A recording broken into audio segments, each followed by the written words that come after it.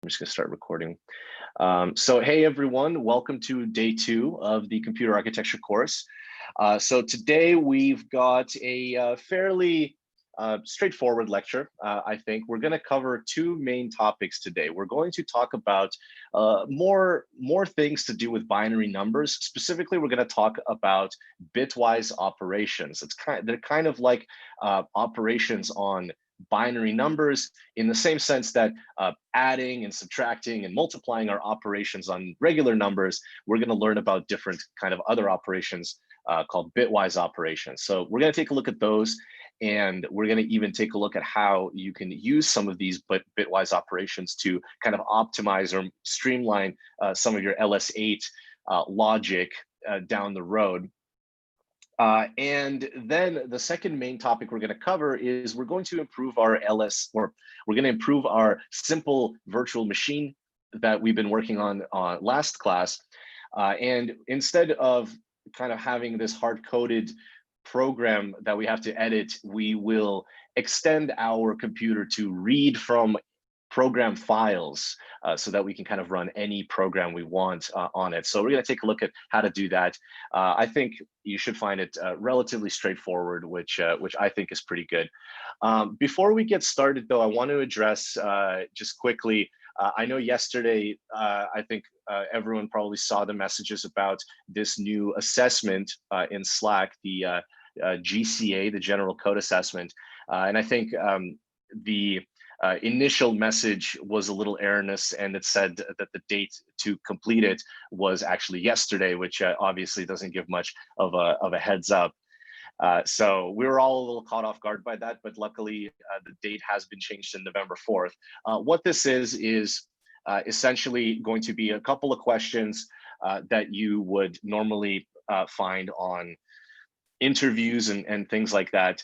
And the reason you might want to do it before November 4th is that you are going to have to do this in several weeks. And you're actually going to need to get a specific grade of 650 or higher to actually pass it. But if you accomplish it before November 4th, you'll get a chance to try it again in case you don't get an attempt. So there's really no reason to not try it out. And I believe Casey will also make an updated message clarifying any questions.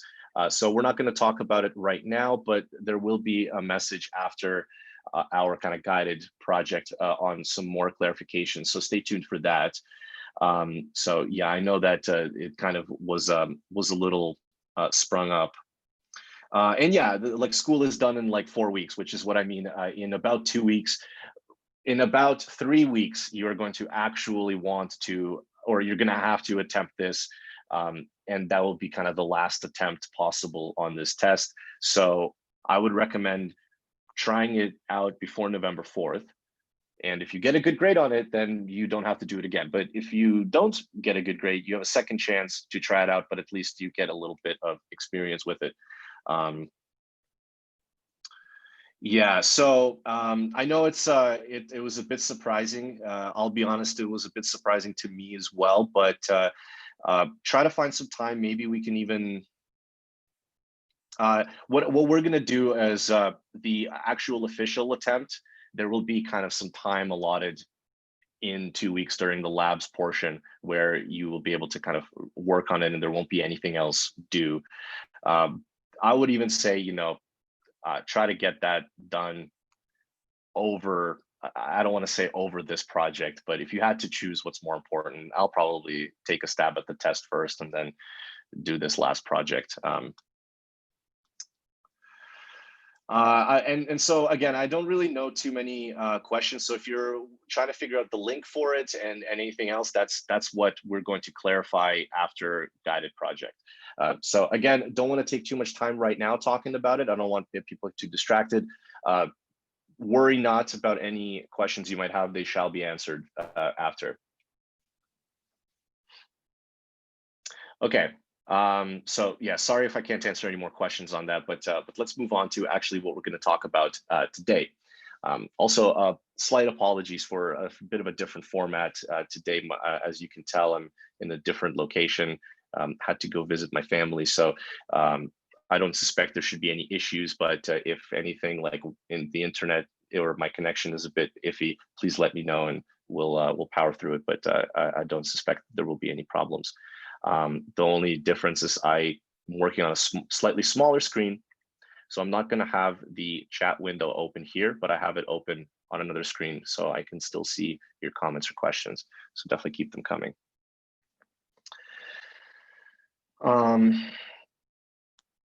Yeah, okay, so let's, for at least the next hour or so, don't stress too much about the test. It's not going to be that scary, but I know it is a bit odd, or it is a bit stressful that it was kind of sprung up on us like this.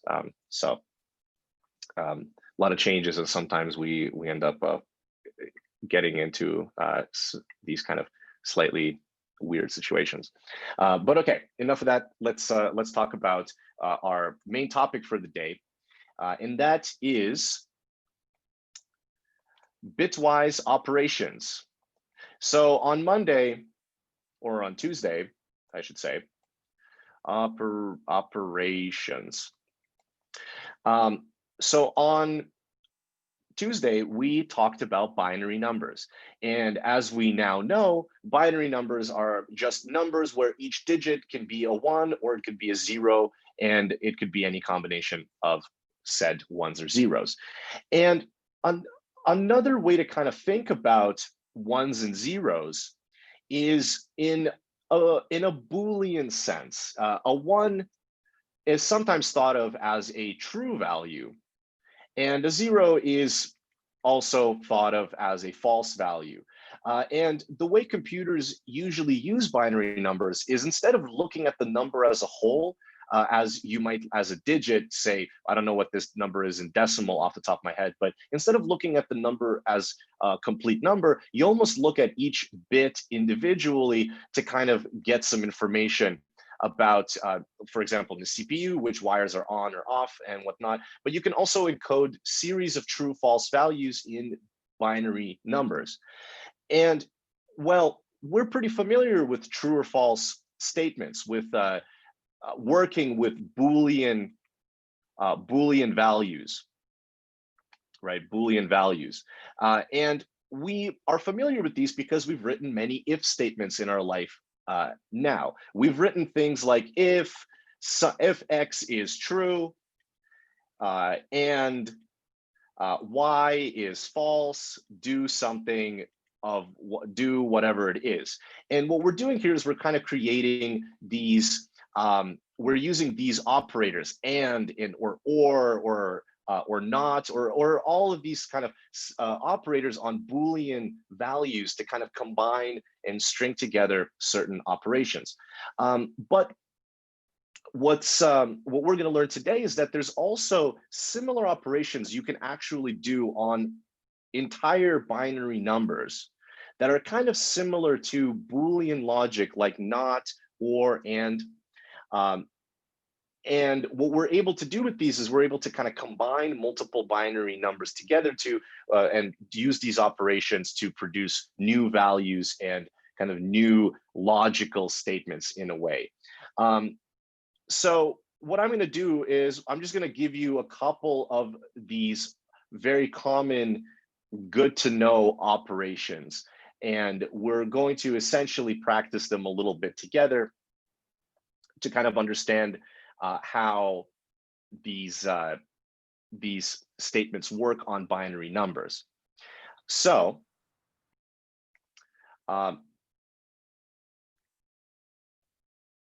bitwise operations, there's several, but kind of the core ones are actually, as I said, there's an AND operation where you can take two numbers and you can AND them. So there would be a number like A and B will produce a new number. So kind of like how, as I just mentioned, two if statements where you have an if condition and another condition, you can produce altogether a total true or a total false value for the entire if statement, for example. But you can do that on binary numbers as well. And typically the way we draw out how these bitwise operations work on individual binary numbers, so on literally just one bit of 1 and 0, we typically draw out kind of a truth table. And a truth table sounds fancy, but it really isn't. If you want to know what the result of A and B equals C is, well, A is a specific binary number, but more specifically, let's say it's a 1-bit number. So it's either 1 or 0. And B is a 1-bit number. It's also either 1 or 0. So what we could do is we can basically draw out all the possible combinations that A and B could be in to produce C. So we kind of draw out this table. Straight lines are not my forte. But, well, A could be in one of two combinations. It can either be a 0 or it could be a 1. And B could either be a 0 or a 1. So we'll draw out all the possible combinations for both A and B at the same time. So typically we say A is 0, B is 0, 0, 1, 1, 0, and 1, 1. And the operation we're looking at is AND. And like with Boolean values like true and false, if you have one value that's false and false, then you know what the kind of resulting statement should be. So if I say 0 and 0, what do you think the value should be for A and B in this case? What would C be in this case?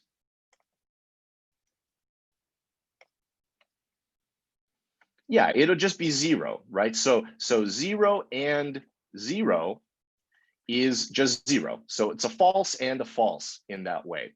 And again, that makes kind of a lot of sense, right? If you have one false statement and another false statement, then the whole grouping of that statement is going to be false. You can even apply that to any logical statements, even in English. If you say one false thing and then you say another false thing, that whole phrase that you just said is all false altogether. And so let's just complete the other three values for this. If I have 0 and 1, what would be the resulting value, right? We have a false and a true.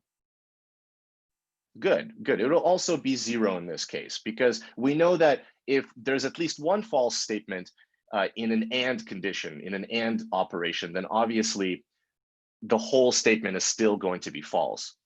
So it's a little bit of a lie is still a lie.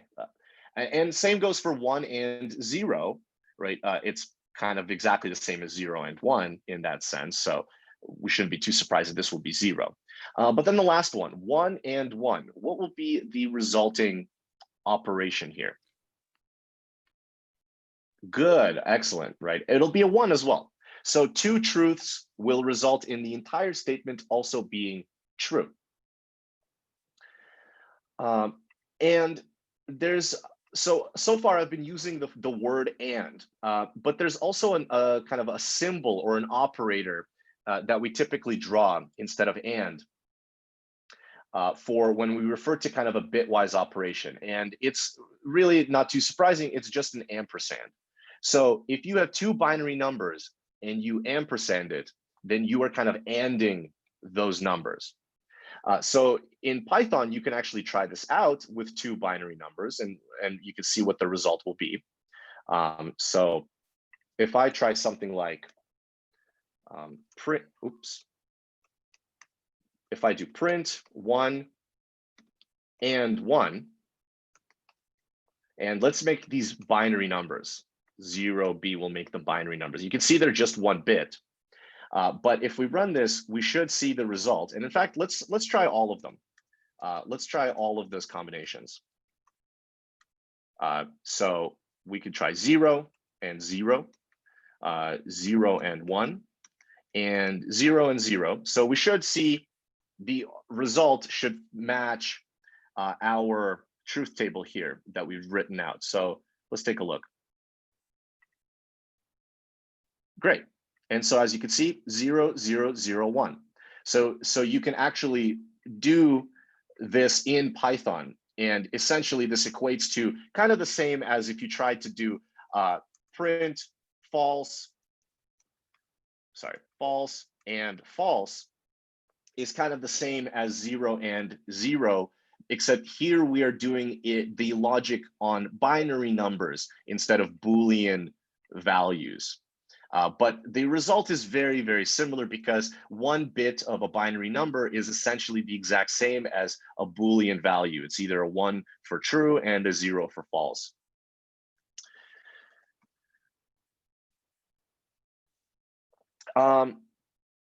But what's kind of the use here if all I'm doing is doing these ands on 1-bit numbers? Because typically with binary, we don't usually just operate on on numbers that are quite this small. We have like 8-bit numbers or more. So what happens, or how do you do multiple bit numbers, and what would happen if you want to and them? So let's take a look. Let's say that I want to and 0, 1, 0, 1, 1, 0, 1, 0, and I want to and another number. Sorry, it's sometimes I want to make sure I don't mess up my notes here writing this out, but a bunch of ones. Okay, so now here I'm essentially doing I'm doing the same as if I wanted to print the result of 0, 1, 0, 1, 1, 0, 1, 0 right here, and 1, 0, 1, 0, 1, 1, 1. Okay, how does this work? What would be the result? And the way you do it is kind of like how you used to add in elementary school. I can't remember the word for adding numbers in like a table way. But the same way you would used to add two long numbers together in elementary school, you kind of put them on top of each other and you would add each individual digit, is going to be the same exact way we are going to figure out what the result of these two ands are. So we're going to go digit by digit or bit by bit, and we're going to essentially apply the and operator on every single digit here or bit. So let's quickly run through this. 0 and 1, what would be the first value here? What would be the first number? Yeah, right, it'll just be 0. And equally 1 and 1, as we know, should be a 1. So if anyone already wants to beat me in this and try to answer ahead, we'll kind of go through this a little bit quick because I think we can see what's going on. 0 and 1 should be a 0. 1 and 1 will be a 1. 1 and 0 is a 0. 0 and 1 is also a 0. 1, 0 is 0, and the other one's a 0. So in other ways, when we and, essentially, if there's a 0 in any of these digits, the result will be a 0. So we can kind of notice that what we just did is we pulled out all of the spots where both the numbers have 1 in them, and if they don't have a 1 in both, they're now all zeros. Let's double check that this is the correct answer. So we'll take a look, and the answer is 10 because I think it printed the numbers out. Wait, let me double check first that I didn't mess up writing them. 0, 1, 0, 1, 1, 0, 1, 0. But you might notice what happened here. It printed out a 10 because it printed out the decimal value. So if we actually convert it back to binary, we'll see that the answer is in fact 1, 0, 1, 0. Yeah.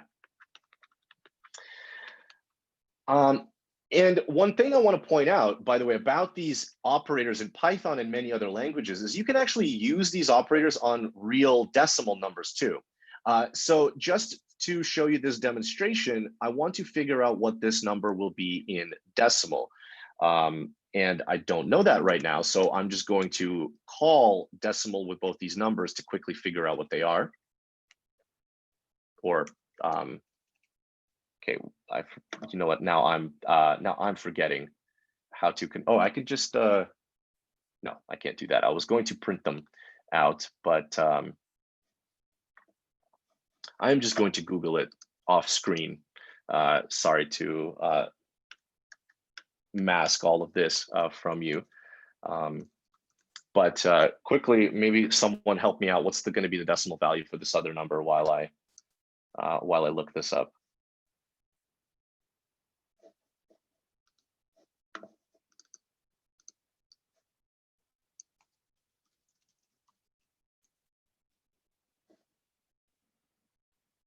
Okay, so I believe this is going to be 90. Someone can maybe double check with me on this. But 90, and anyone figure out what the other one is? 175. All right, I'm just going to go with that. But basically, as you can see, I have these decimal numbers, and I'm still using a bitwise operator on them. And so what I think is going to happen, I hope I'm right on this because I didn't actually plan on doing this today, but what should happen is actually the result is 10. So exactly what the result of this was before, except this is still a decimal. So you can actually apply these operators on decimal numbers as well, which is kind of cool. But what happens under the hood is that they turn into binary, get ANDed, and then they kind of spit out the answer in decimal again. So just pointing out that these operators actually can operate not purely on binary, but on decimals. It's just that they make that conversion, and that's how that works. Yeah, I'm pretty sure int is supposed to convert, but I remember there was a problem before, and I don't want to try to debug right now. But that's just a little aside. So the important thing to kind of note here is this and symbol and this ampersand and what it does. Great. Any questions so far on this bitwise operation?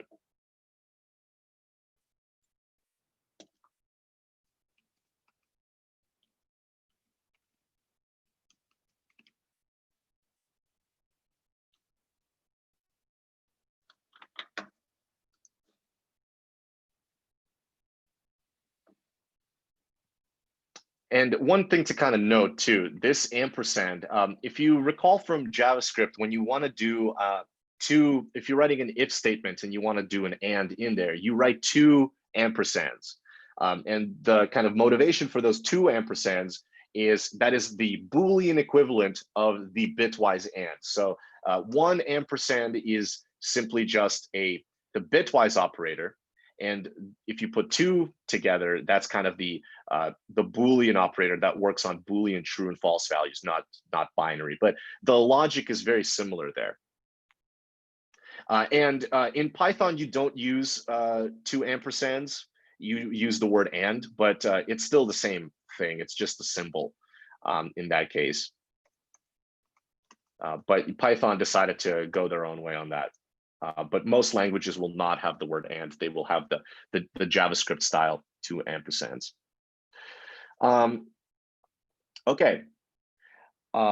So let's talk about another operator. So we just looked at the and operator, but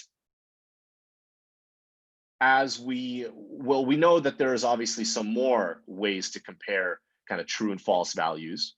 What's another kind of way? What's another operator that you think you can think of that is not an and, but kind of almost the opposite of and?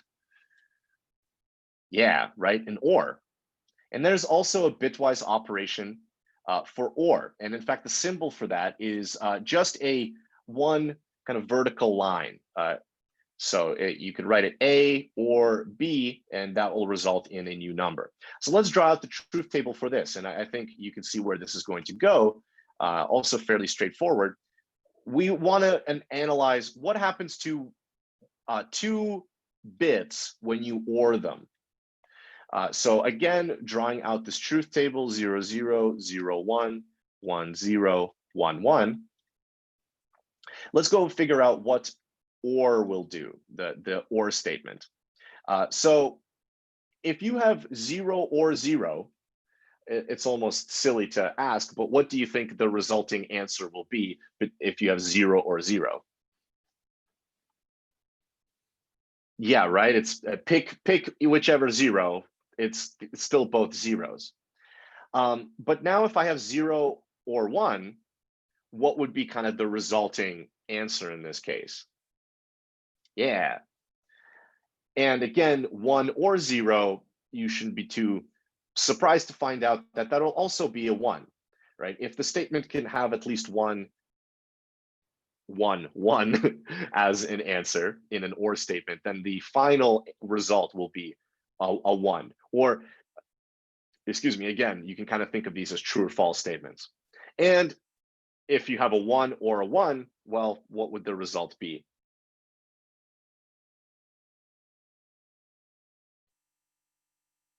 Right, also a 1. And so you can apply the same logic on, let's try out these numbers again. But instead, let's do an or statement. Let me kind of draw this out a bit like this, and like this.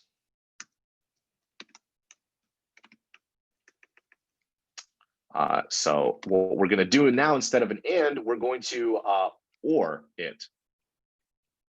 And so we're going to do a very similar thing in this case. We're not going, again, we're going to kind of go bit by bit in this case. And so instead of this and here, I'm going to draw an or symbol. So the first digit, you see it's 0 or 1. So then the first digit answer should be 1.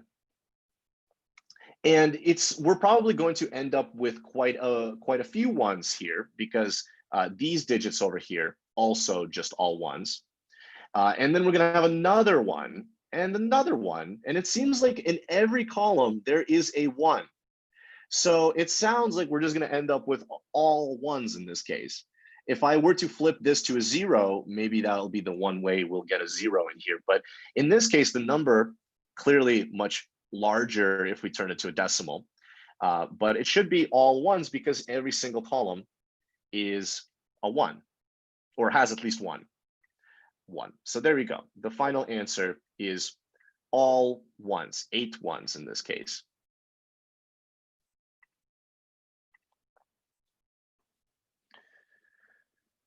Cool. There's also a variant of or that's also very popular, or very important to kind of to computer science actually. And instead of or, it's actually called an XOR. Or in other ways, it's known as the exclusive OR. Exclusive OR.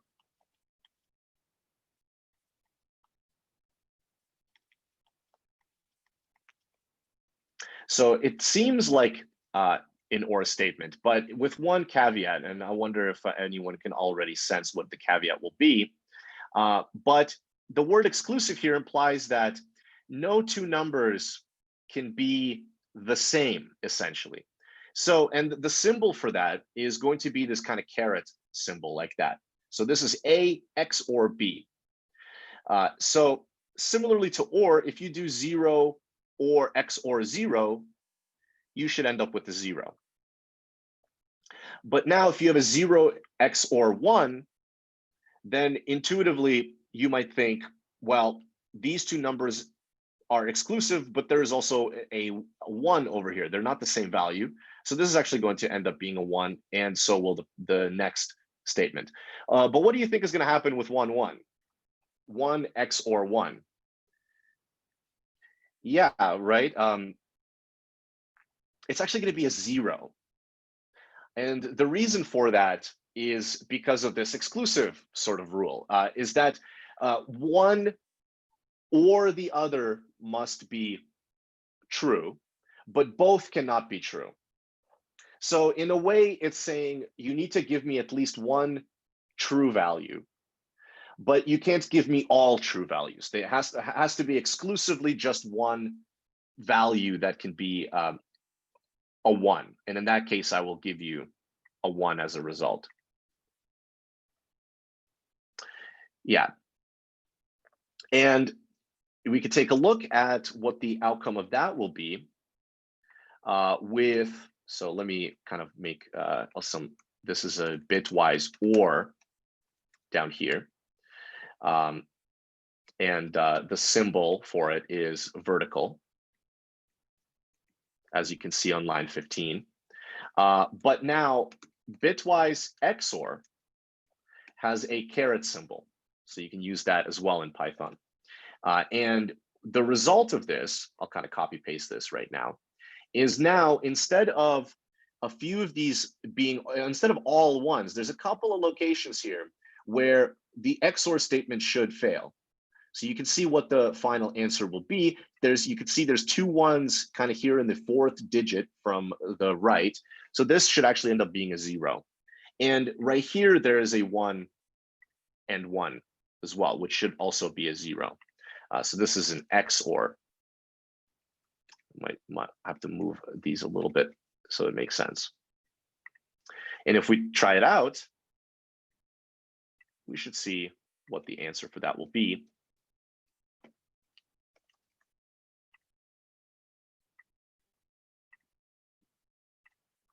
And that is, in fact, the correct answer. As you can see, there's a couple of zeros there because, and that's exclusive now. You cannot give me 2 true values. You must give me 1 false, or it must be exclusively only 1 statement can be true, or only 1 bit can be true.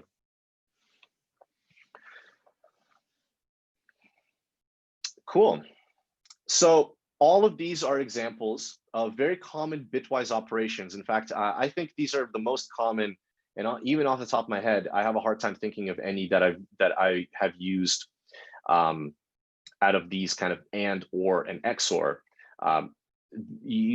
These are going to be the most likely ones you will ever encounter where the operator itself needs kind of a left and a right operand. So kind of like the plus, minus, divide operations you would have for numbers. These are kind of the common operators you would have for binary. And they come in handy quite often when and they come more in handy if you're doing very low level kind of work. These statements don't always, because we very rarely work with binary in certain situations. You know, if you're a web developer, you're probably not thinking about binary too much, but there are certain situations where you might want to use these bitwise operations. And in fact, if you even go back to the hash table lecture, there's going to be another operator that we used that was actually a binary operator in one of the hash functions, which we're going to take a look at in a sec. To kind of transform a number. But before that, I want to talk about kind of the last bitwise operation that is going to be very common. And that one is the not operator. Not. And not, as we probably can tell, doesn't have 2 binary numbers it operates on. It only operates on 1 binary number. So it's either A or not A in a way. And well, what do you think the symbol is for not? You've probably used it before in JavaScript. Yeah. So that would be the Boolean operator, not like that. But actually, I think my bad on this one, but I think now realizing that that would be the operator on Boolean, but actually the operator for bitwise is going to be the tilde. So actually, apologies, you probably never used this before, but both of these act kind of the same way. They take a value that would be true and they flip it to false, or vice versa. So the truth table for this is luckily a little bit simpler. It's either A, and then the answer is not A. So we don't have to draw out as many numbers here because we don't have as many combinations. We only have a 0 or 1. So what do you think the resulting, what do you think these 2 values will be? If you have a 0 and you do a not 0, well, there's really only other one other number there, right? So we're going to have a 1. And just like that, a 1 will flip to a 0 as well. And we could take a look at that in Python as well. So bitwise not, which would be the tilde symbol. And you would do that on one individual number. So if we just do 0b1 and we do a not on it like this, so that should print out our kind of truth table there that I drew out right there. We should see a 0 and a 1. So let's double check. I'll comment out the XOR. And as usual, it decided to print in decimal, and it's kind of confusingly a negative decimal. So I'm not going to get into why that's the case, but let's cast it back to binary to make sure that we're in the real world. And that's also slightly surprising because I think we're working with unsigned, which is slightly more annoying than I expected this to be. And at this moment, I'm wondering whether or not it's really worth explaining what is happening, or we just kind of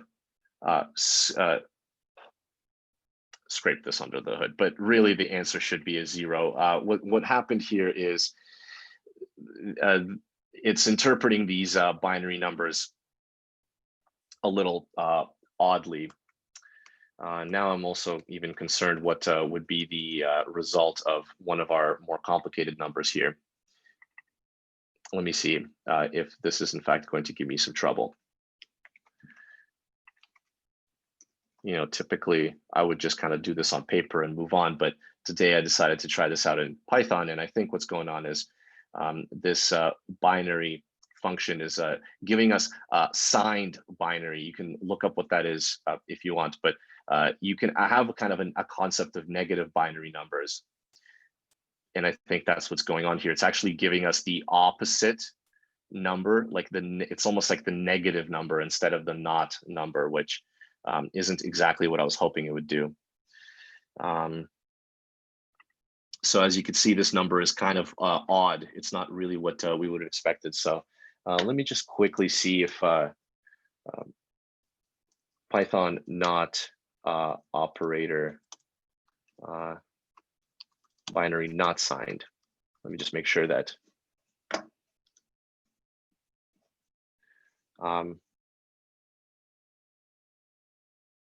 yeah. So what's going on here? It's slightly annoying. It's a Python thing that's going on, but essentially this not is almost trying to give you the negative number of the decimal representation of this number. So if this number was 90, it's trying to represent negative 90 in binary, which isn't exactly what I was hoping it would do. It's a little more complicated, but maybe let's just sweep this under the rug and just focus on this, not in the typical world with what we call unsigned binary numbers, which means that they cannot be positive or negative. There's no concept of negative binary numbers in what we're describing. The way not should work is that you should just end up flipping all of your bits around. So let's just do it by hand. And you can just take my word on what should happen when you not this number. But the same strategy applies. We would just take each individual bit and we would apply this operator on each individual bit. So all of the zeros will become ones and all of the ones will become zeros. So the correct answer for this should be that all of these numbers flip to kind of the complete opposite of what they were before.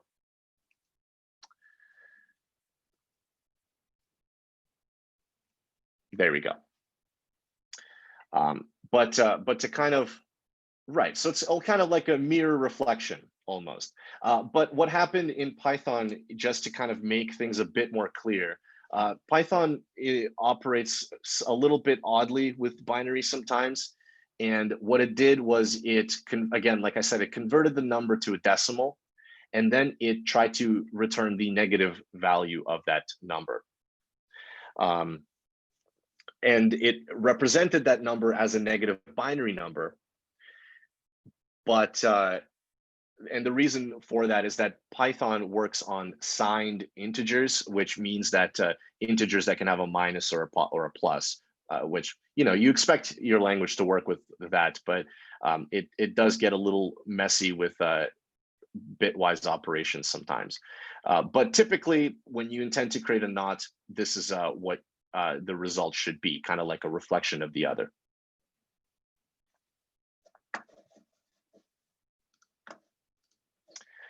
So these are the common bitwise operations that you would encounter. And they really, as you can see, they reflect kind of the Boolean logic that we have come to understand pretty well within if statements and just logic in general. If you have kind of two statements that are true and you put an and operation, then you know the whole if statement will be true.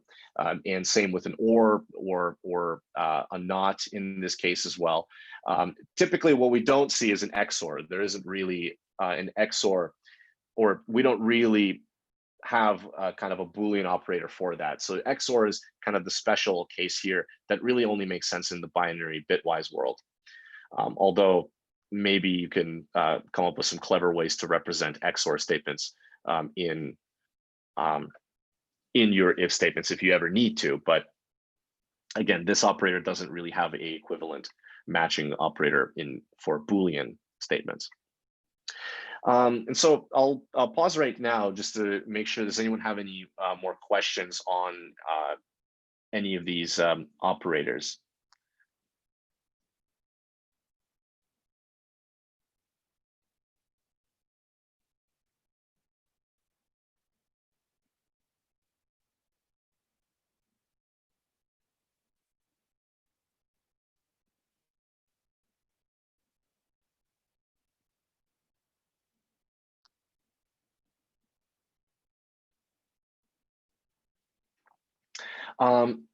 Yeah, sure. I can go over the XOR operator one more time. So again, XOR is really almost like a special version of the regular OR operator. It's just that no two numbers can also be the same.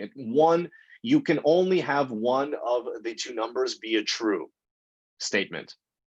So in this case, for example, you have a 0 or 1, then you will receive a 0. But in the next line, we have a 1 and a 1. So we have 1 XOR 1. In the normal world, if we were just using OR, then certainly the result would be a 1 as well. But here, because we demand exclusivity, we demand that only one of the two values is true, then the final answer must appease the fact that only one of the values should be true. If they're both true, then the whole statement becomes false. So that's where we have a 0 here, as opposed to the equivalent OR statement, we have a 1 as our second digit here.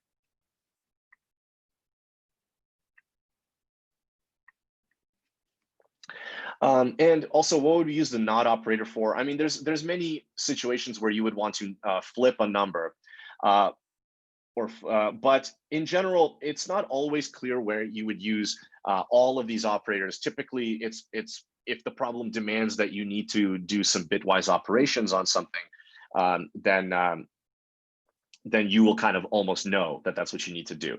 So I know it's a bit of a weird answer to that. It's just that it's kind of like saying, when would I multiply two numbers, right? It's like maybe hard to come up with exactly the right answer, but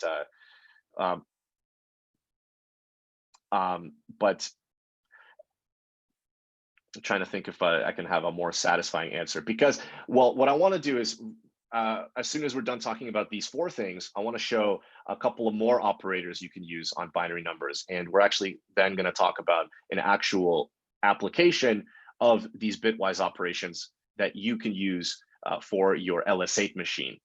And we're going to talk about a bit of a different concept called masking. So So let me just see how we're doing on time. We're doing all right, but kind of want to see if all of this stuff is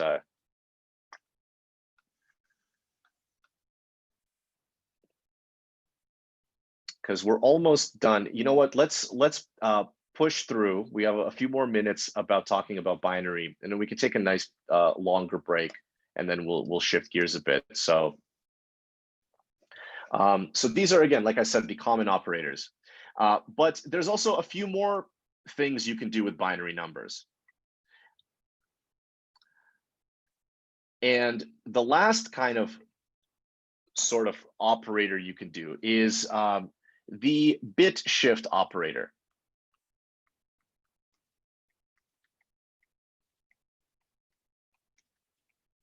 And typically it's represented with two kind of greater than signs. And this would be a right shift.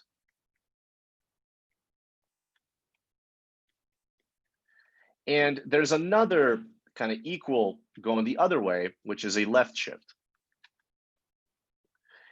And so these operators work a bit differently than the ands and ors that we just discussed, because the way it works is that you would take a binary number, something like 0b, and let's do 1, 0, 1, 0. And you can apply a shift to the right, let's say a shift of 1. And what you're literally going to do is you're kind of going to take each of these bits and you're just going to shift it over one spot. You're kind of moving all of these numbers over. Kind of weird to think about because typically we don't just kind of willy-nilly move numbers around, but in binary you can actually do that, and it actually has a lot of very useful purposes.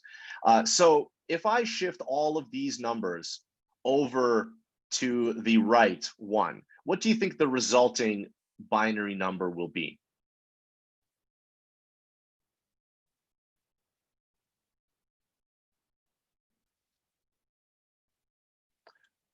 Yeah, so we still have 4 digits to work with, kind of, right? And well, this 0 kind of gets shifted over to kind of this decimal spot, so we can ignore it now. It kind of gets shifted out of the picture. And then this 1 gets shifted over here, so we have a 1 now. And all of the digits just move over one spot. So we have a 0, 1, 0, 1. This 0 kind of is implicit here because, well, there was no more values to shift over. So it's the full answer is going to be 1, 0, 1.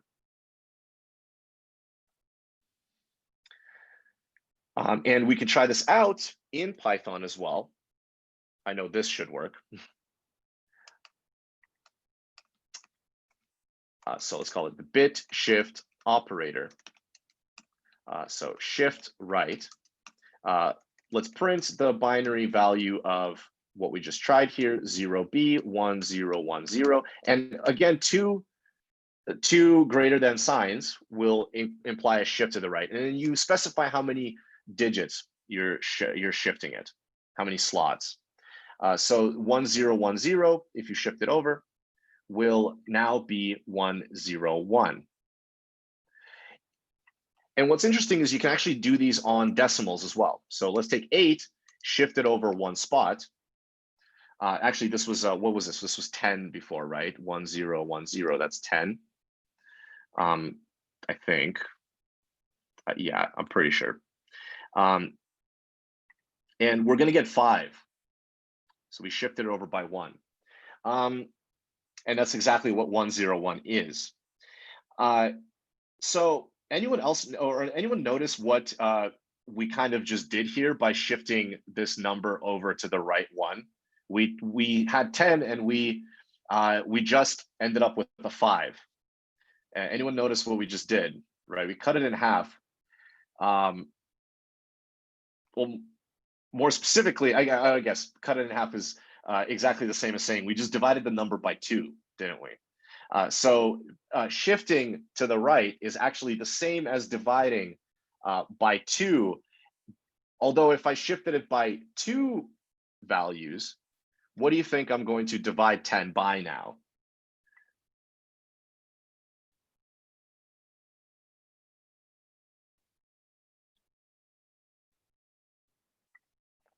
Yeah, right. Let's take a look. Now 10 is actually, the result is 2, which it's a little weird to think about because we're dividing, 10 doesn't divide by 4 equally. But it then rounds down kind of to the nearest decimal, or nearest integer. So you get a 2 here. So bit shifting is kind of the same as dividing by factors of 2. So here I'm dividing it by 4. If I did it by 3, it would be a division by 8 in that case. Let's put it back to 1. So kind of a weird thing, because we normally don't just shift numbers, but all we're doing here is just shifting all of the digits over just one spot. So if this is your window right here for, let's just kind of draw out, if this is your number, right, the end number is also this, then, well, on the fringes, I'm going to erase the 0b, but on the fringes here, you just have a bunch of, excuse me, I'll use white in this case, because before we basically just had, you can draw an unlimited amount of zeros here, right? Doesn't matter. They don't imply anything. You can even draw an unlimited amount of zeros after this window. But we shift it by 1. We basically just take this number and we kind of just scooch it over one digit. The 0 didn't follow, which is a shame, but right. And so this is kind of our resulting number. We basically just shift it all over.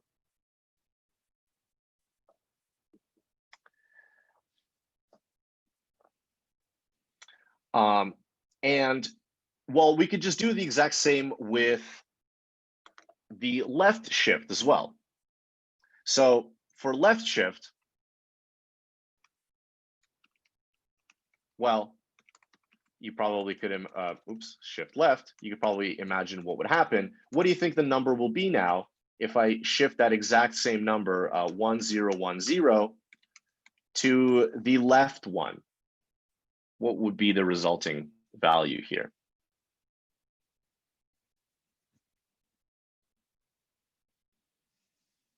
Yeah, it'll be 20, but in binary, what would it be if we shift everything to the left one?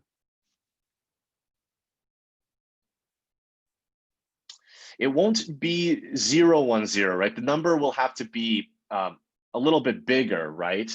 Imagine that now you're shifting on all sides of the number. You can imply that there's a bunch of zeros, right? Because you could pad a number with a bunch of zeros on every side, but you're just looking at kind of just the window that applies to you. So if the number before was 1010, right? If I shift all of this over 1, let me move this out of the way. If I shift all of this over 1, kind of end up with a bit of a bigger number. The window grows in that case.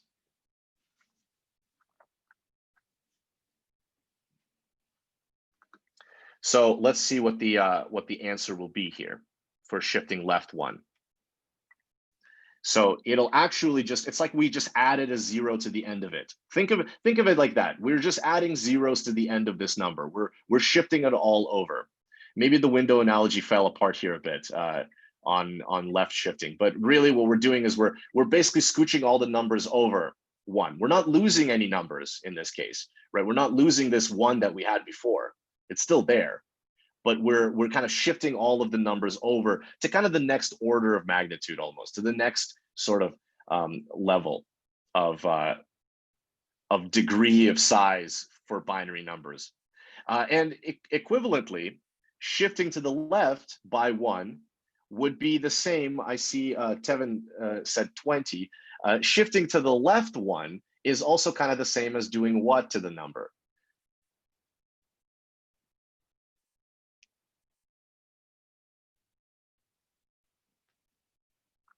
Yeah, we're like doubling it now. We're multiplying it by 2. So if we do print 10 bit shift 1, then we should expect the answer to be 20. And if we try, if we shift it twice, then we should notice that the answer will be 40, and so on and so on. So you can actually simulate multiplication and division in binary by shifting the numbers. And unfortunately, that it's a little tight. You can only really multiply or divide by factors of 2 at any time. So when you're shifting left, just and think of it this way: when you shift the number left, the number must end up being bigger, because it's essentially the same as multiplying the number by 2. So you're kind of adding zeros to the end of the number. But when you shift to the right, it's like you're dividing it, and you strictly have to lose you do lose the digit, right? Because it's like, imagine that number kind of ends up in the decimal kind of. There's no such thing as decimal places in binary.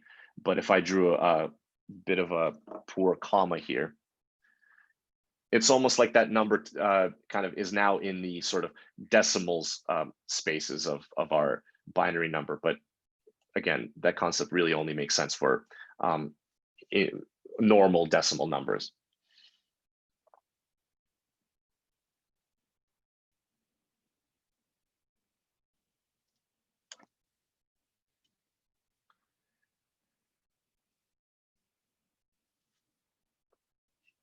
So shift left, another way to kind of remember it is pad zeros to the end of the binary number.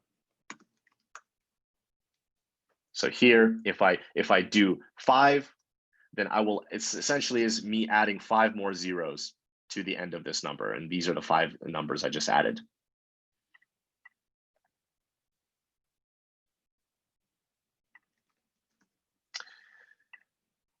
Okay, so those are all of the common operators that you would encounter most likely when you're working with binary numbers, or even decimal numbers sometimes. I still recall this one horrible interview I once had when, I think this is, I still think back to this, I think this is so unfair. But a teacher, or not a teacher, an interviewer asked me how to efficiently divide a number by 7 or something like that, or subtract 7. I can't remember. Maybe it was divide by 8. And so the answer to it was to shift it to the left 3 times and then add 1 or something like that. But I just remember being so caught off guard because I was applying for a web developer position. I didn't think that they would be asking me these questions, but sometimes it happens, and sometimes it's good to know kind of these operators for those rare situations. But there's also some actual real life applications that we are going to take a look at that will involve shifting numbers. But I've been talking for about, gosh, almost an hour now about this. So I think maybe a break is in order.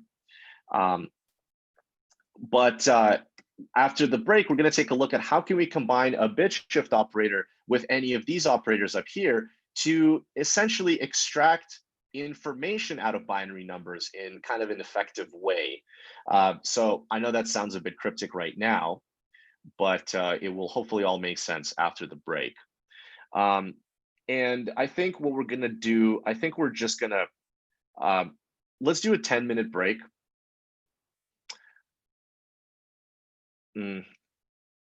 Or is everyone fine with taking one 5-minute break? Because the next topic is going to be kind of to get combined together. I just don't know if everyone wants to end earlier or have a bit of a bigger break right now. How are we all feeling? 5 minutes or 10 minutes?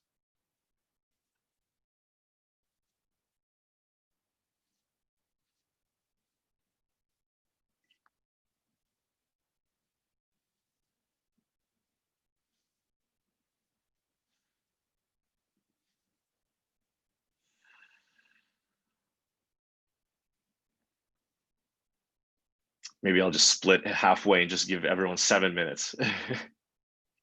All right, you know what? How about that? 7 minutes for everyone. 7-minute timer. Let's do that.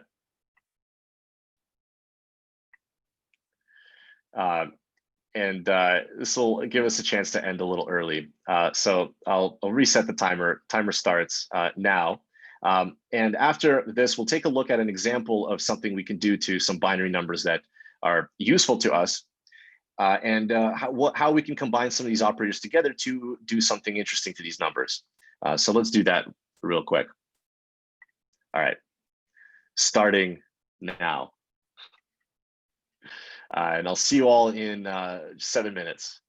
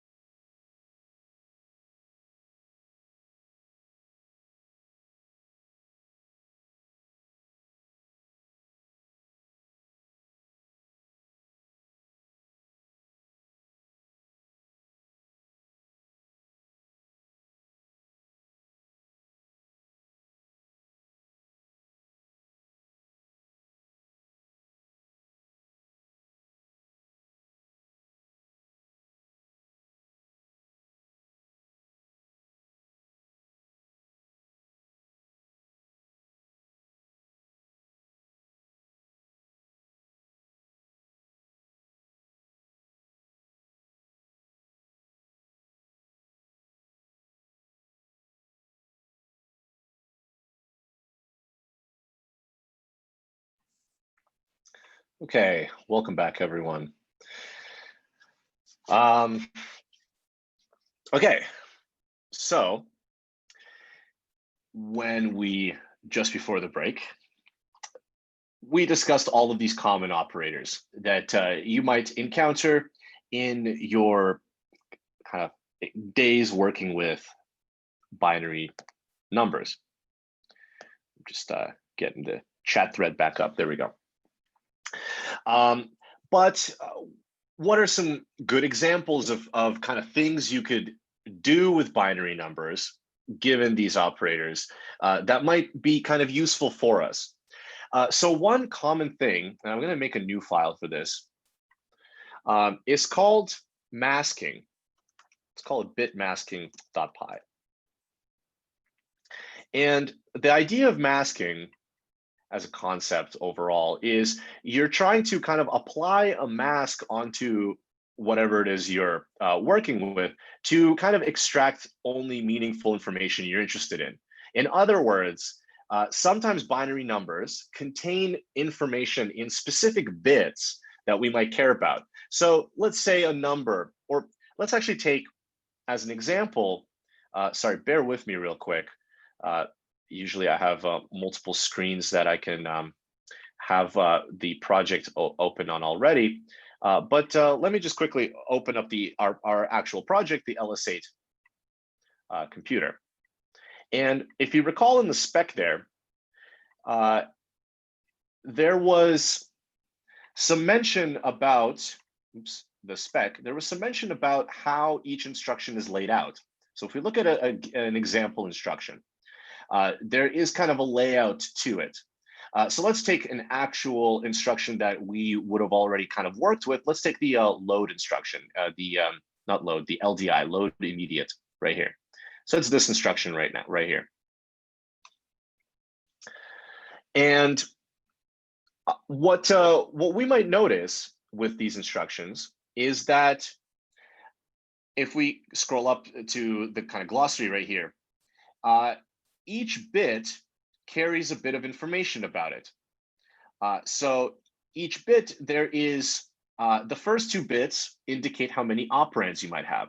The second bit, or the third bit, sorry, says whether or not it's an ALU operation, which means a arithmetic logic unit. So is it like, are you adding, subtracting numbers, something like that?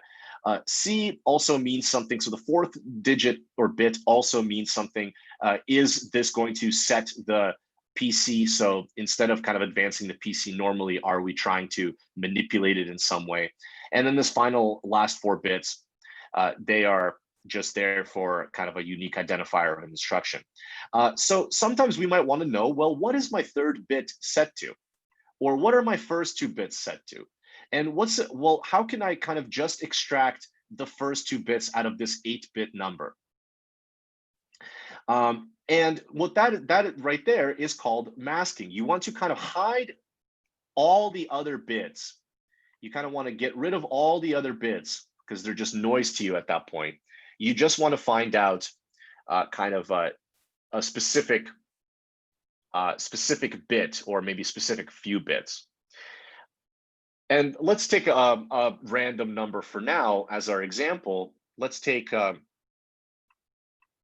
let me actually increase the screen size. Let's take 0, 1, 0, 0, 1, 1, 0, 0, okay? And what we want to do out of this number, and whatever it means, maybe we want to extract these two middle bits. Okay, so the two bits that are kind of the fourth and fifth bit right here, the 0, 1. Okay, so I would like to turn this number, and I'd like to kind of hide all of these numbers and just end up with these two middle bits. So what we can do here is we can kind of combine shifting and the AND operation to kind of get exactly what it is that we are interested in. So imagine if I would shift this number to the right 3 times. What would happen then is these the reason I chose 3 is because, again, these are the two numbers I'm interested in. If I would shift this number to the right by 3, right? If I would do a right shift, what would be the resulting number here?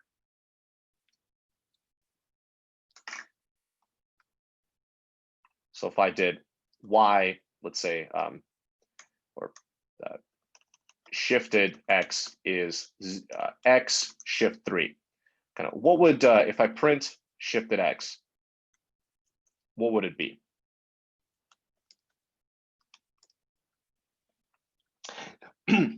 And another question I have is, where would these two numbers that we're interested in end up at in this new number?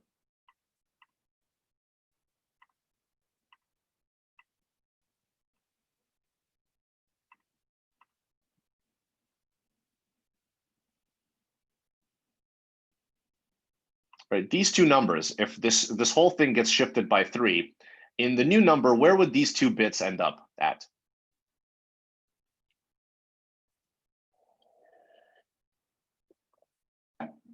Yeah, at the end, right? So now if I print this, we should get basically 01001 as our answer. Maybe there, if we pad it out to 8 bits, we'll just get a bunch of zeros here.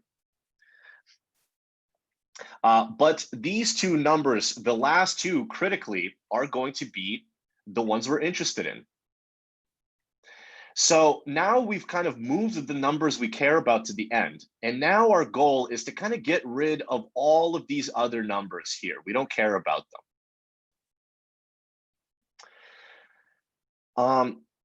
Anyone have any idea how we could turn all of these, how we can get rid of them, right? If we want to get rid of them, what would the number look like at the end if we kind of got rid of, if we made sure that all of these no longer kind of carry any information?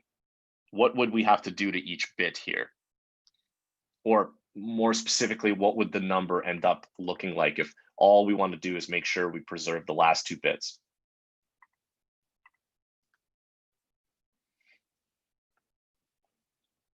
Right, we just want to turn all of these to zeros, right? So they kind of are meaningless now. A lot of them are already zeros, but there's still this pesky 1 here. What operation could I do on 2 numbers to always make sure I guarantee that the result is a 0? Thinking back to our AND or XOR or whatnot. Yeah, and with what, Heather, or anyone else? If 2 numbers and with what other kind of number that I will always guarantee I'll end up with a 0?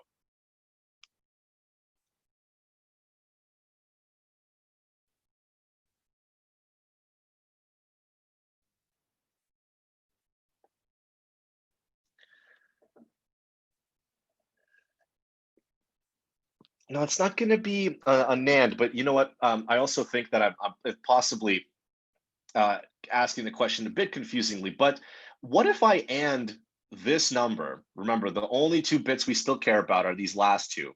What if I AND this number with all zeros except for 2 1s at the end?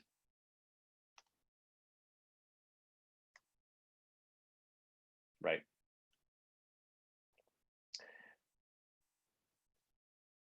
So AND is the right answer, right? But more specifically, I guess I was also trying to kind of show, remember, our goal is to preserve these 2 bits, whatever they are. They're 0 and 1, but we want to get rid of these. So to get rid of them, we can just add or AND all first 5 digits with a bunch of zeros, or 6 digits, I apologize, 6 digits or bits. But then the last 2 bits, to make sure we preserve what the original values were, we can make them 1. So this part is called masking. This is the mask. Anytime you want to only keep a specific set of bits, right, wherever they might be, whether they're at the end or in the middle, or it doesn't matter. If you apply this and where everything is zeros, but only the specific spots are ones, you will end up essentially removing all of this information and preserving this last little bit. So if I want to know what's in my 4th and 5th bit, I can scoot it over to the right, all the way to the right, so that I know that it's the last 2 digits. And then I can apply this mask. So let's take a look at what the answer will be here, right? So right now, let me print this to make sure that we've shifted our number correctly. We should end up with this number. Great, and that is what we got. There's no zeros at the front, but we got these last 4 bits. And so now we can mask, so apply the mask to the shifted number. The mask will be 0, 0, 0, 0, 6 zeros and 2 ones at the end, because again, all we care about is making sure that the last 2 numbers don't get affected, right? Because 1 and 1 is still going to be 1. 0 and 1 is going to be 1. So these 2 ones are essentially going to not affect our original number at all. But these zeros will guarantee to erase all other values. So now, if I want to print the masked result of shifted X and our mask value, let me make sure this is a binary. Then the answer will have to just be whatever these 2 bits are, 0 and 1. So let's run this. There you go. And it's a 1 because it chopped off the previous 0, right? But the answer will be, if we keep all the bits, the print statement cuts off all the bits. But the last 2 bits are the only thing that's left in this number, 0 and 1.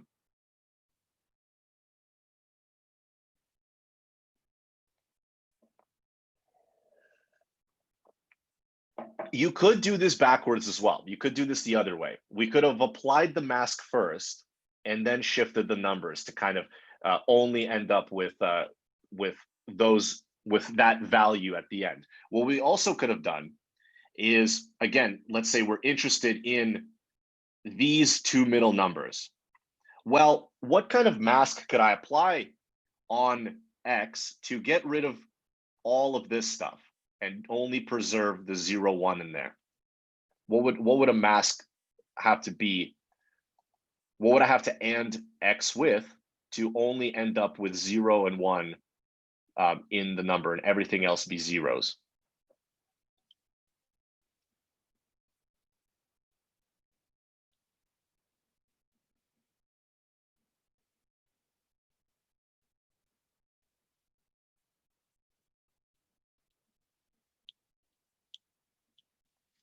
Yeah, right. If I want just these 2 numbers here to remain the same, then I have to AND them with 2 ones. But the rest of them I don't care about, so I can wipe them with all zeros. So now this little bit will get ANDed with a bunch of zeros, so it'll turn to zeros. This other little bit will turn to zeros. But the middle part will be preserved because I'm ANDing it with ones. So in a way, the AND operation in this case kind of removes anything if you put a 0 there, removes the previous numbers information, right? It'll turn all of these could all be ones, but they'll turn into zeros, right? It's like we're deleting them. And then we're also deleting this little bit because we're ANDing them with zeros. But this middle part stays what it used to be. So it's like we're masking them. We're kind of covering up a part of the number we don't care about.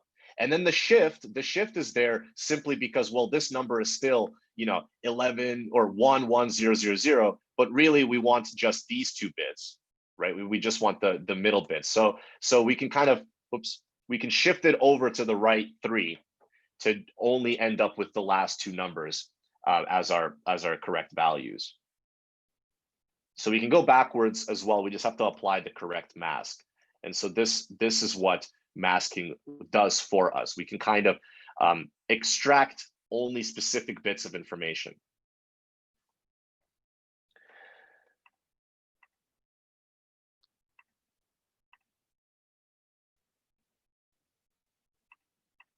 So you can't really solve this without 5, because at the if I only mask, then my number is still not going to be just basically what you do with shifting is you're kind of removing all of the excess zeros at the end there, right? You want to also kind of get rid of all of those.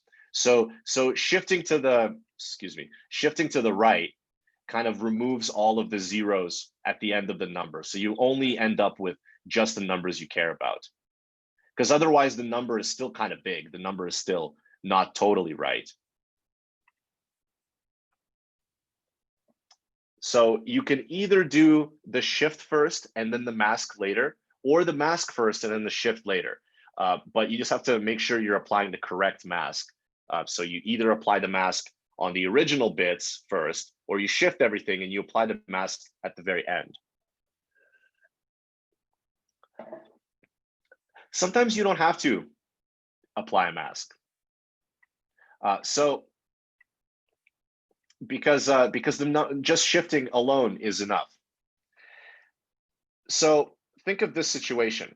Let's take a look at this LDI. So remember, this number right here, or sorry, this instruction, the first 2 bits are going to be how many operands you are going to need for. So essentially, this number tells you how many places you need to move your program counter, right? And that's actually what it says down here. So if I was able to just pull out these 2 bits, I now know how many values or how many places I should move my program counter. So if I take a look at like maybe let's take a look at the LDI instruction. I'm just going to copy it right here. Extract operand number from opcode. So LDI is this value. Oops. And remember, LDI takes two parameters, right? And that's exactly what these 2 bits here say. 1, 0, and binary is 2. So if I want to extract just these bits and I want to end up with just the number 2, right? I just want these. What do you think I could do to this command to just figure out what these 2 bits are?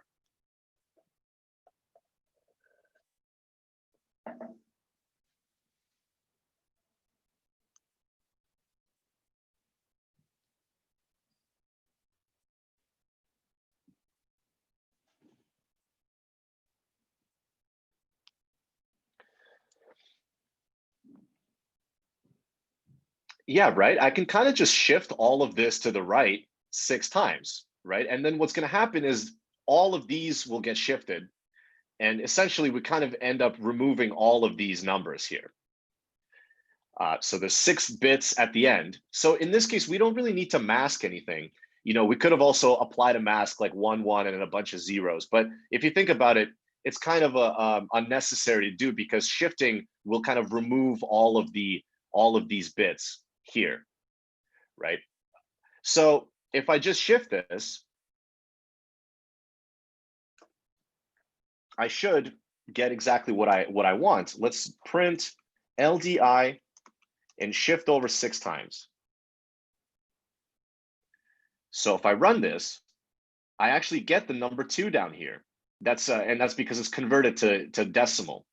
So now I know that this command takes 2 operands just by looking at its instruction layout, which bits are set and which bits aren't. And what I could do with this number is I could just add +1 to then get my total program counter. You know what? I need to do some bed mass here. And I'll get 3 at the end, because you want to shift the program counter 1 for the actual instruction and then 2 for each operand. twice for the two operands.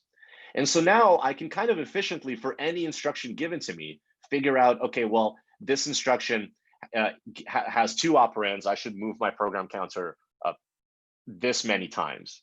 And if the instruction was different, if the instruction was 0, 1, for example, there's plenty of instructions with 0, 1. Let's find one. I want to find one that you'll probably use. Let's see. Well, halt is a good example where there's no program counter right there. Let's see. I'm trying to think of one. Call. Okay, call we'll learn about later. Call doesn't need two operands. It just needs one. So if I take the call instruction and I just want to extract the kind of instruction bit there, really this LDI is really more like operation.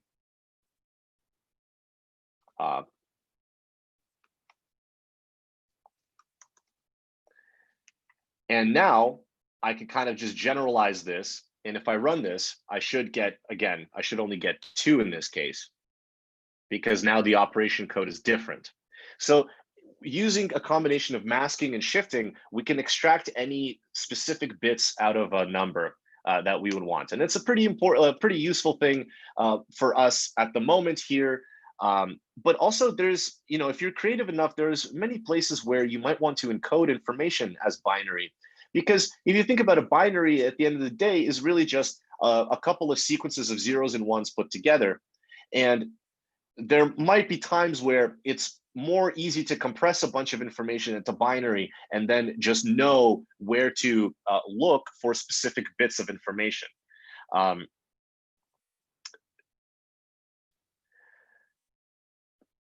And we're adding 1 here, Venki.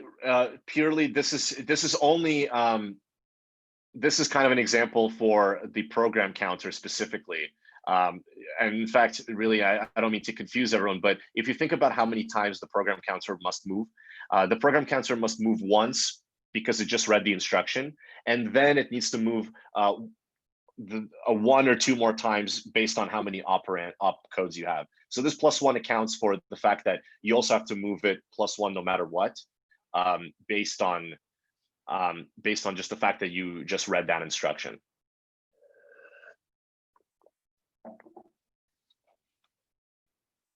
So this +1 is really only specific to our LS8 machine, but in general, if you just need to extract some bits, sometimes shifting is all you need, because if the numbers are right at the start, all you need to do is shift. And if the numbers are only at the end, all you have to do is mask. And if it's somewhere in between, you kind of have to do a combination of both to get the answer.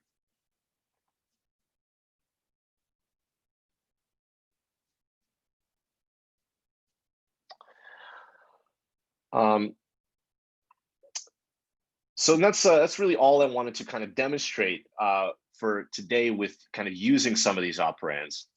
But combining or using the AND operator as a way to kind of delete certain bits and set them to 0 is a pretty common thing that you could do with binary numbers. But also, well, I don't mean to sound a little too philosophical here, but when you want to kind of reduce noise and remove information that you don't care about, sort of setting it all to false is exactly the way you can kind of do that. And that's what we kind of do here with these binary numbers. But you know what, I think that that statement is a little too out there, so I'm not going to labor on that too much. But anytime you need to extract certain information out of binary numbers, you can do a combination of these two kind of tricks.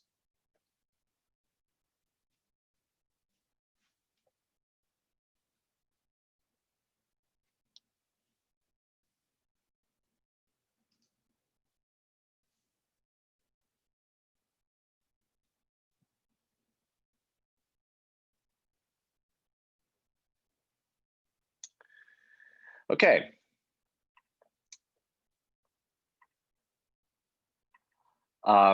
Who implements this kind of programs? I mean, it's hard to answer because, again, maybe there will become a time when, you're working with a lot of data and maybe there's a way to turn that data into some binary string and use binary. You don't have to be just working specifically on any hardware or anything like that to use this.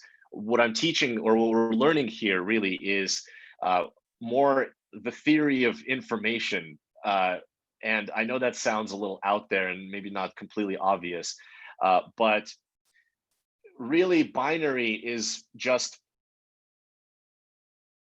mm, I almost don't want to go down this rabbit hole of talking about this because I think we can get sidetracked. I know this stuff might sound a little unapplicable to what you might think you would immediately do, when you get your first job as a front end or back end or full stack developer. But I think just the understanding, and this understanding really takes a while to develop, but this understanding of that you can kind of hide information or transform information into different formats and extract information using certain tools is very important overall. Even in something like uh, choosing the right image. I don't know if anyone's familiar with things like Font Awesome, for example. But Font Awesome, it's like a series of icons that you can download and use. But if you take a look at how it works, you actually only download one image, and that image, it's like a sprite sheet, is what it's called, and it's all the images combined in one file. And what Font Awesome does is it tells you, oh, you want the information symbol. Well, that's the fifth image here. So you actually want to take all of this image and you want to shift it 5 and mask everything else out to get that image, right? So again, we're talking of we could definitely get into a rabbit hole of how this is applicable, but at the moment we're only kind of scratching the surface of really all the potential we could do with understanding how information could be encoded. So again, that's all I'm going to say about that. Uh, Mostly because I don't have any. I didn't really think this that through. But uh, there's definitely times where you might want to kind of mess around with binary, or even just shifting information to the left, to the right, and masking things. Masking is certainly something you can apply to many situations. Right now, I showed you masking on binary numbers, but there's other sort of data types you can mask on as well. But okay, don't worry too much about that.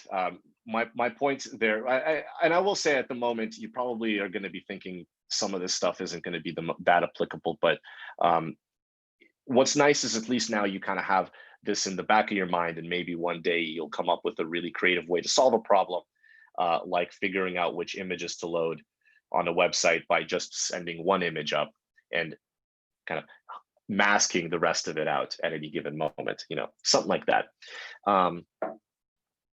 But for now, I kind of want to go back to talking about the simple CPU. And so today we didn't really do much in terms of talking about the simple CPU, but for your part 2 homework, what you're going to want to do is you're going to want to make this CPU work on non-hard coded memory. So to remind everybody where we left off here, so now I'm shifting gears a bit. So just fair warning that we're kind of done talking about all that binary stuff now. But right now, we have this kind of computer here, and we have some operations it can handle, and we have kind of a program written here that did some stuff like print world and then save some numbers and add them all together and whatnot. But if you think about it, a computer doesn't come with just a pre-written script, right? A computer is kind of this general device, and you load programs into it and you run different programs.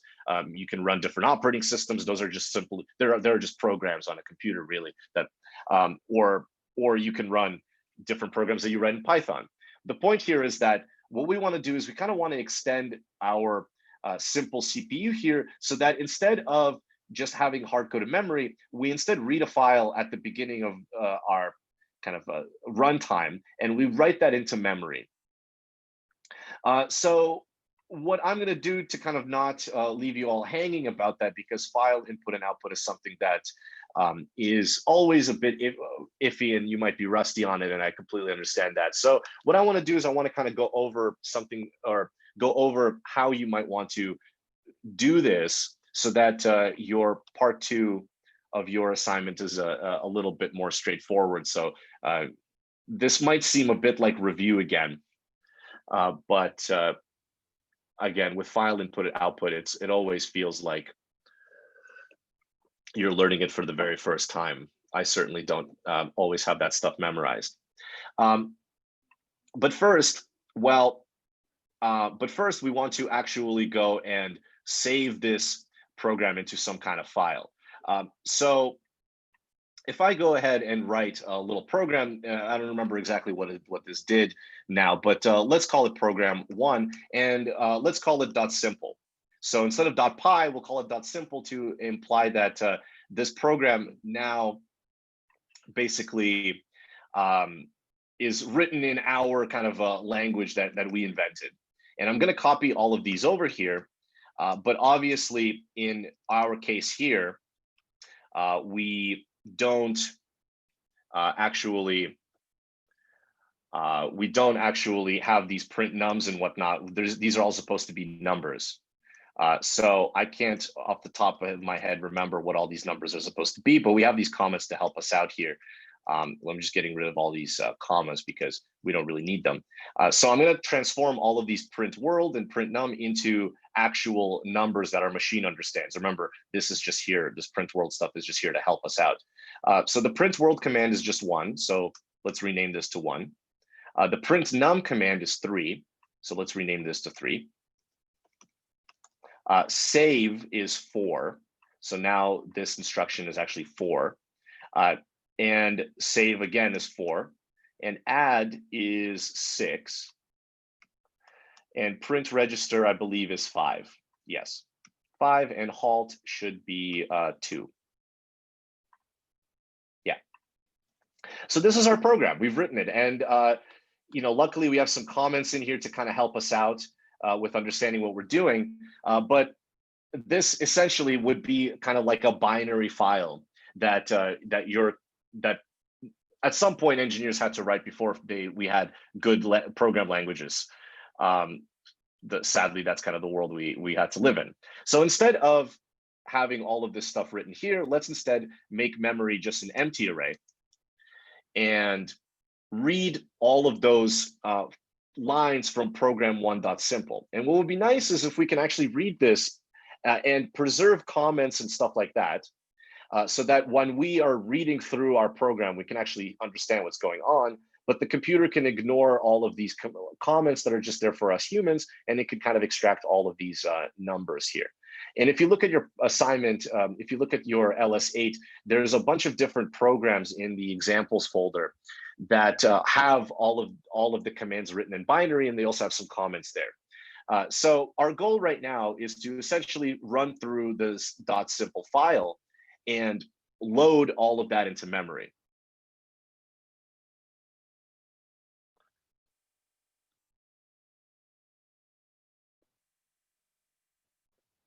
So let's start with let's kind of write the code right here. Load a program into memory. So the first thing we can do is let's just hard code what file we're going to open. And so we're going to open program 1.simple, and eventually we're going to turn this into a command line argument. But let's start off kind of easy. Let's just print each line. So the first line here, this is just us opening up the file, and this F is now the variable for the file itself. And as you might have seen before, you tried this out before, you can print out each line. So let's print out each line and make sure that that is working. And I got a file not found error because I'm not in the right directory.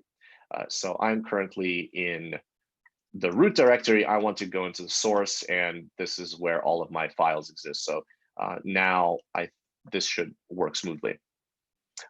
It crashed, but only because the computer expected us to have some memory and it didn't. But as you can see, everything printed out exactly how we want to. So what we want to do is we want to just extract these numbers here and load them into our memory and kind of ignore everything else, all the comments. But also, you might have noticed that I'm opening just program one. That's also not that great. What we'd like to do is it would be great if we could do something like our simple CPU. And I would like to actually pass program one.simple into it, right? I want to pass the variable for the function. And if we recall how we can read these this command line argument, there is in Python a library, the sys library, that can print out or read all of the arguments. So again, this is kind of review of maybe the first week of CS. So definitely wouldn't blame anybody for forgetting. But let's print all of the arguments out. So there is a kind of function, not function, but a property called argv, which will print out all of the arguments that we pass to our program. So again, if I clear this and run it again, the top here we'll now see is an array with the file name first, simple cpu.py, and then any arguments that we pass at the afterwards right here. So we just need to get kind of the second argument, and we can use that as our program name. So instead of program one.simple here, we could do sys.argv at 1. So the second value here. And now if we try this, we should still manage to print out our program because we're now reading this variable from the argv, from the argument that we passed in. We probably also want to make sure that we actually pass in a program, because what happens if I don't pass anything in now? Well, there's not going to be a second argument, is there? So we're probably going to get a index out of range error on line 16 because it doesn't know what this is. So it's probably good to write a quick if statement. If the length of sysargv doesn't equal 2. So we want to make sure that people always only pass in one argument, the file name. We can say that wrong number of arguments, please pass file name. And we can actually exit our program, and we can call this function exit, which will kind of crash our program gracefully. And this 1 will indicate that we crashed, and a 0 typically indicates that we exited well, but a 1 indicates that we crashed. And so if we try this again, we now no longer get kind of that ugly error. We now get what we printed out, which is kind of nice. But okay, we covered that base, but we'd like to actually read this file effectively and load it into our memory. And also, Tommy, what's the difference between break and sysexit? Break is only a keyword that's relevant inside loops. It kind of exits loops, but it doesn't exit a program. We could also do return here. We could return out of here. We could kind of, although why is it complaining? Return outside function. Okay, you can't really return outside a function. So if I need a way to crash or exit my program, sysexit, oh, my bad, where am I? Sysexit is just always a good way to just say to the computer, hey, this program should quit right now. And it just did. So break is kind of a special word that's only relevant inside loops. Okay, so we have these print lines. Obviously, that's not what we want at the end of the day here. So let's actually parse each line and figure out what is going on. Well, if we look at each line in program one simple, right? If we, again, I'll print this out and I'll kind of, let's just look at one given line here. Any given line can either be a number or it could be a number with kind of this comment at the end of it. So it would be nice if we could make sure that we only kind of pull out this number. So what we can do is we can do some basic kind of string manipulation.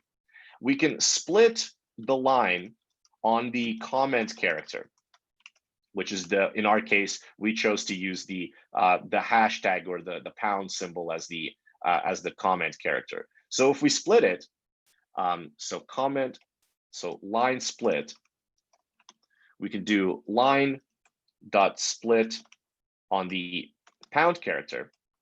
And if we print line split, let's see what will happen.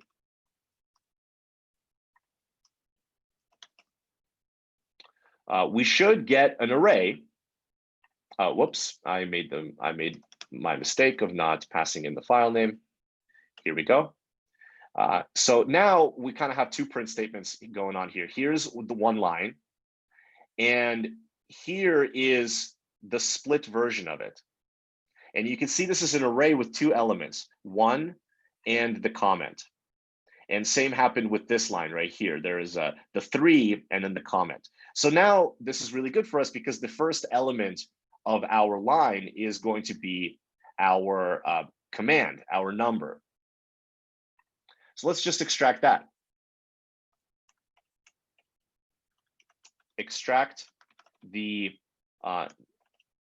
command from the split line, which will be kind of the first item. It will be the first value in our split line. So kind of the num, or maybe we can say command, will be line split at 0. But if you look at what it is right now, it's not actually a number, is it? It's like a string, and there's actually a bunch of white space there because we added white space in our program. If we go to the program real quick, see I had a bunch of white space there. So we need to turn this into a number. But luckily, we can do that pretty simply by just command num. We can actually just turn it into a number by using the integer command. Right, so now instead of the command being kind of a string, we can turn it into a number itself. And so now if instead we print command num, we should get just the kind of integer values. So we're turning this string into just a number, and Python is smart enough to kind of convert all of this stuff into just the number itself. Let's get rid of these prints out here. And what we should get, hopefully, if we didn't make any mistakes, is just all of the commands, all of the numbers printed out. Oh, and I made that mistake again. Here I go. There we go. Great. So now we just have the numbers 1, 3, 25, 4, 42, and so on. And that's exactly what all of these commands are, which is very good for us. And so it seems like we're almost done. And one thing that, by the way, one thing you might want to do is you can also pass the base to this int command. You can tell it to turn it into a base 2 number. So let's see, actually, if I do this, I should get all binary. I keep doing that. I keep pressing the play button at the top, and that does not pass the file name. I'm getting this error again, which is odd because I think maybe invalid literal for int with base. Let's do command dot strip.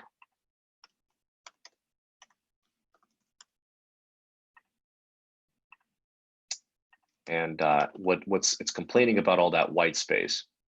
And so this is odd too. You know what? I'm not sure. I'll be honest. I'm not sure what's going on because I'm pretty sure this was supposed to work. That you should be able to pass a base in here, but for some reason I'm not sure if maybe I have a weird wrong version of Python here.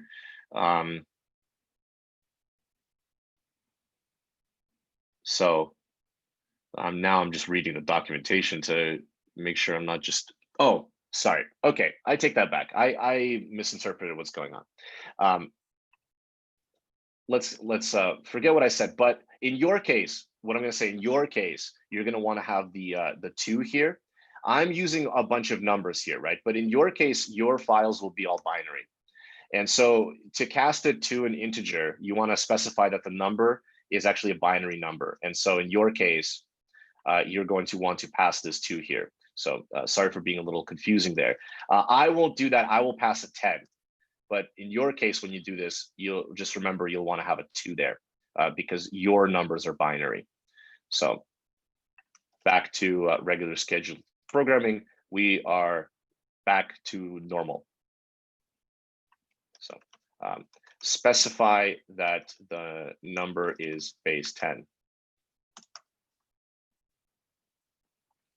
If you're wondering about this error at the end, this error is only because there's some broken stuff down there, right? Because our memory was broken. Remember, our memory doesn't have anything there anymore. So ignore this error. I know that's a bit of a, I could comment all of that stuff out, but that's why there's an error at the end there. If you look at what it says, it just says program counter list out of range because our memory is empty. And our memory is empty because we haven't actually put these commands into our memory. But before we do that, there's one more kind of situation that we need to think about. And if you notice this code here, all of the lines have a number at the start and then a command or a comment. But I could also do something like this. I could also say this program adds some numbers. Notice what I'm doing. I'm adding a comment without any command in there. And I mean, we do that all the time in our code, right? We always throw comments above or below lines, and the lines themselves don't actually have to have any code in them. So I think right now what you will notice is we're going to have a bit of issue here because we have some of this assumption here that the number when we split, the first item should be a number, but right away we'll notice that we should get into an error, and in this case, the error should be on line 27 because the first line doesn't have a number anymore. We're going to try to turn it into an integer, and it's not going to know how to do that. That's not the error. I keep messing that up, but there you go. Line 27 is where the error happened because the command line, if we print command again, you will see that, well, obviously it's no longer a number. Okay, ignore me there. It's no longer a number. It's actually a blank line because we split on the kind of hashtag. And what that means is everything to the left of the hashtag is going to be in kind of the first item of the split array, and everything afterwards will be the comment. But there's nothing to the left. So we want to detect when that happens. We want to detect that command is empty before we try to do this stuff here. But it's good because it'll always be essentially empty, especially if we trim all of the white space. So sometimes you might actually have some white space here, right? You might have a bunch of white space for some reason. And if we don't strip it, then the command, it actually will,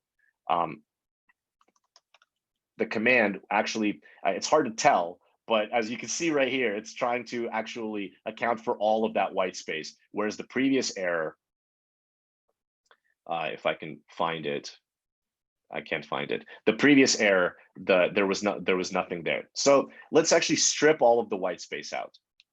So now for sure, watch me run this again. Now it used to try to convert all this white space. Now command is actually completely empty. So what we can do is we can check if command, the length of command, or if command is just equal to an empty character. In this case, let's continue. Just move on in our loop. We don't need to do the stuff here. We don't need to run and turn it into a number because there actually isn't any command there. And so now we should be back to our regular scheduled programming again. We're able to print out all of our lines of code again. So really what's good is that the kind of last, the last thing we need to do is, well, let's just put all of this into our memory, right? Every one of these lines.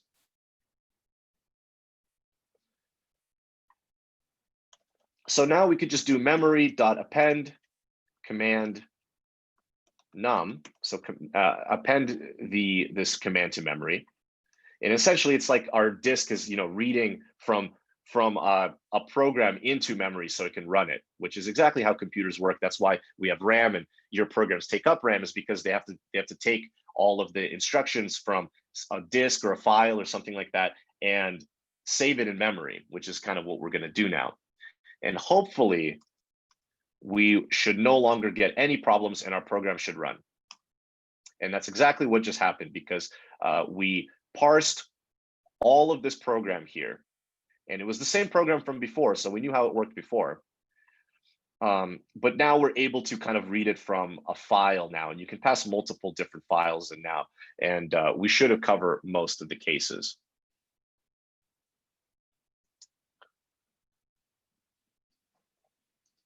I didn't cover every situation, so we could still break our program by throwing in some stuff here.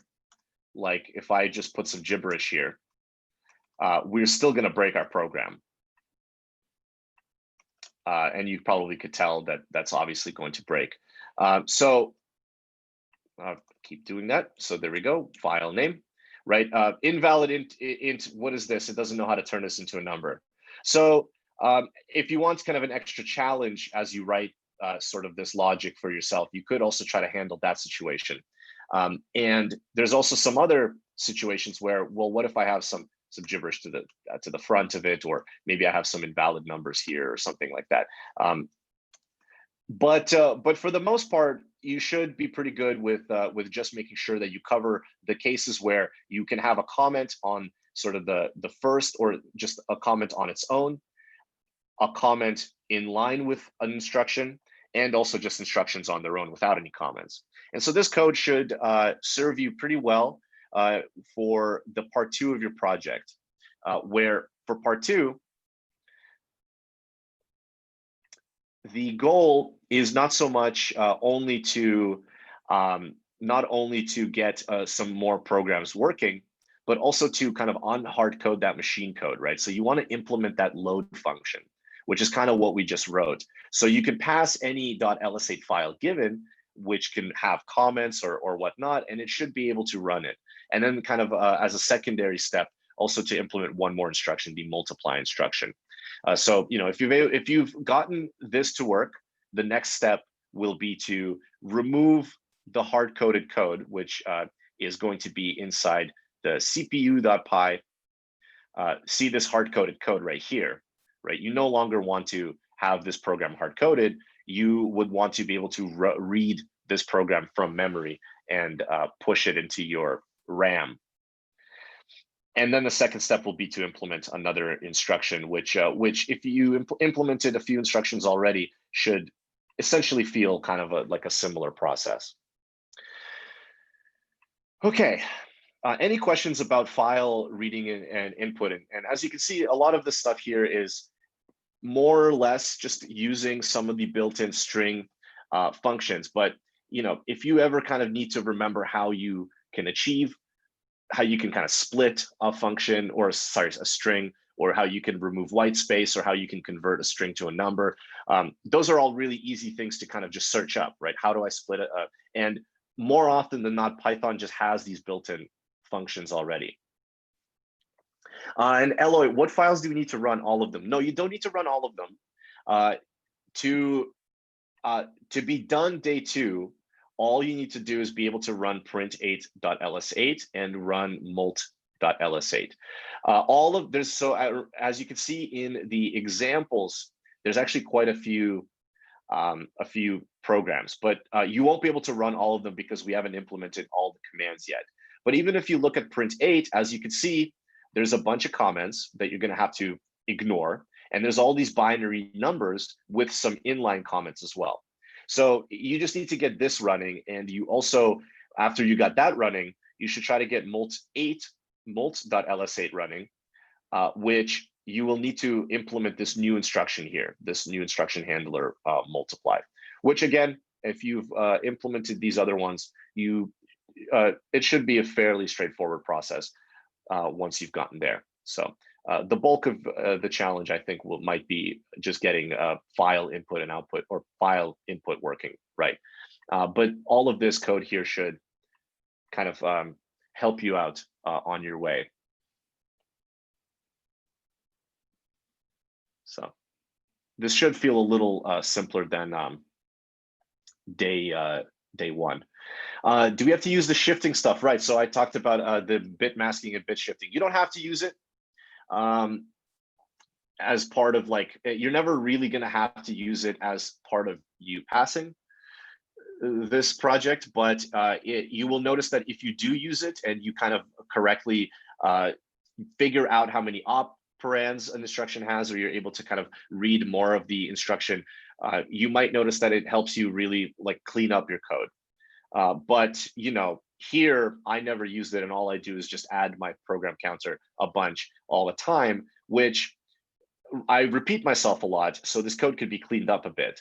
But it's not going to be like a requirement. It's just going to be a way for you to clean up your code and maybe even understand it better.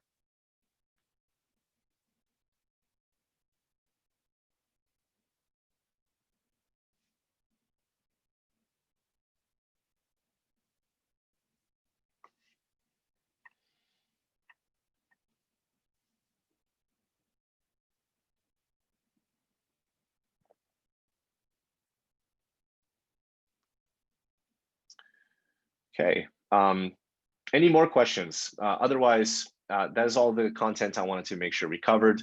You know, I thought it would be a little quicker, but as usual, I apologize, we're a little bit over time. But I think with this, you should find that day two will be a little bit more kind of straightforward than day one, because day one there was a lot of things. So if you're still behind on day one, make sure you catch up, but you have a bit more time to kind of get ready for day three. Oh, one thing I wanted to point out, I realized I'm not sure I pointed out, but make sure you do complete these on time, because for the sprint challenge, you're actually going to end up using this computer that you're writing. You're actually going to end up using the stuff you write in your project. So definitely don't delay too much, because then it's going to make your sprint challenge harder, because you don't have enough kind of the stuff built up to get your sprint challenge solved in a timely manner. So make sure you're kind of staying on top of the tasks. But I think once you kind of get the ball rolling, you should notice that it becomes a bit easier, I think, at least, to kind of add more things to the computer, as long as you're also not making sure you keep your code a little bit clean, and you know, add lots of comments for yourself and whatnot.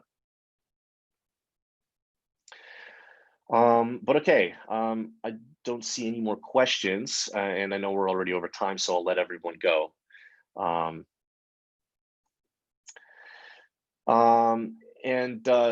Okay, so one more comment about the code signal challenge. Again, stay tuned for the announcement. Anything you want to study for it. So the code signal is, you know what, I'm actually not sure right now. But if I think what I'll do is if we don't get that question answered about what is the best way to study for it and what you might expect, we will kind of get that answer later on in some more Q&A. So stay tuned for that.